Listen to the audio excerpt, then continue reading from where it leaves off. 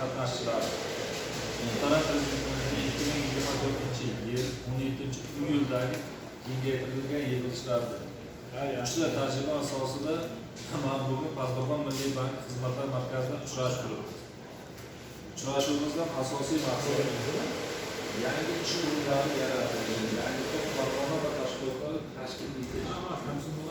Biz Milliy bankdagi yangi kreditlarni biz sizlarga taklif qilamiz. Agar shu kreditlarni olishda qiynalish, yangi ish o'rinlarini tashkil qilishda qiynalib, qiyinchiliklar duch kelgan korxona va tashkilotlar murojaat qilsalar, atrofida berishga harakat qilamiz. Va shuni chin ko'ngildan masalalaringizni yechib rasmiy